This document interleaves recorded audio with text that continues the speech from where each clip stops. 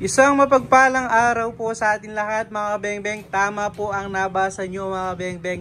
Naka-raffle po itong unit na ito mga kabengbeng. So sa mga gustong sumali sa ating pa-raffle, ayan po yung ating Facebook account nasa ilalim.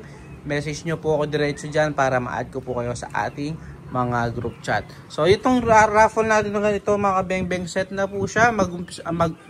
Umpisa sa scope, silencer, pump. Ayan, may pump na po siya. Itong unit na napakaganda, magazine, isang box ng bala, single shot tray, at isi-zero at itono po natin yan bago natin ipadala. No, sa next video, itetest naman po natin itong ating napakagandang unit na naka-raffle na ito. For now, check natin muna itong ating unit.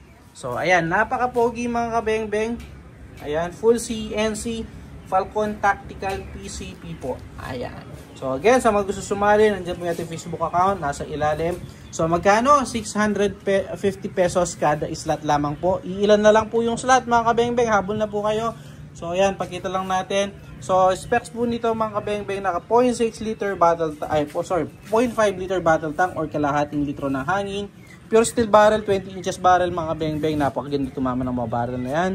Then silencer meron, naka-BSE black powder 4x16x44. Regulated po yan, 3,000 PSI maximum input, 1,800 PSI output mga kabengbeng. Yan po yung regulator niya. Yung output gauge nasa ilalim po siya. Ayan, pakita natin.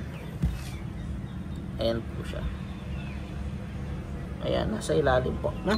So, ito po yung mismong unit. Ayan. So, folding buttstock po siya. Ayan, napakaganda na i-fold po itong ating unit. Ayan. Hindi po pa na i-fold po. So, kapag na-fold yan mga kabengbeng, hindi basta-basta may babalik yan. May lock po yan. Tagalin muna natin yung pagkakalock para may fold natin again. Wait lang po. Ayan. Balik natin. Then, ayan, full CNC po, hindi po siya gaano mabigat dahil yan po ay parang nilighten na. Kumbaga sa motor nilighten na mga kabengbeng. Buffer tube na nakalighten. And also yung pwedeng tanggalin pa dito sa receiver, binawasan na. So, full CNC po siya. Decacker niya po, napakaganda na i-fold po. Safety niya po, knob type na siya. Ayan. Ayan, napaka-pogi. So, dali lang naman po i-maintain itong unit dahil mga Allen keys lang naman po yung kanyang mga gamit. Wala naman kailangan special tools. Para ma-access naman po yung kanyang firing pin, eto lang po.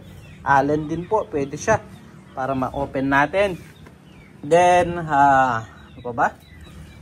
Sa likod, ayan, pakita natin sa likod. Ito po yung kanyang quick fill port. Side lever po siya, 12 rounds magazine. Ito po yung kanyang single shot tray. Meron magazine po yan. Pasensya na, wala rito. And also, yung kanyang trigger po, adjustable din po mga kabengbeng para sa kanyang sensitivity. Full CNC, ultimo trigger niya mga kabengbeng. May barrel band po. Bipod, ayan.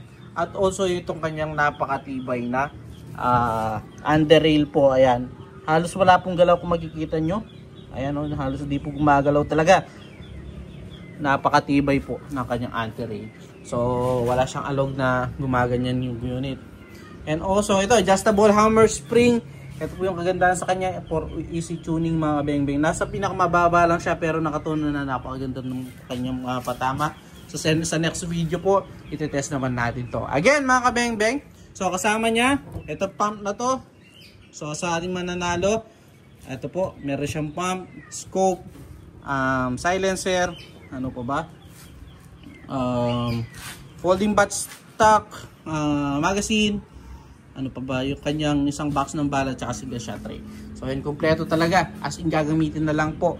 No? So, isi-zero din po natin yan. So, again po, 650 pesos kada slot lang po. So, see you sa ating next video na ito. Iti-test fire po natin. So, again, ay po yung ating Facebook account para makasali po. Message nyo na lang po ako doon sa ating account na yun. So, again, mga bengbeng, peace out po.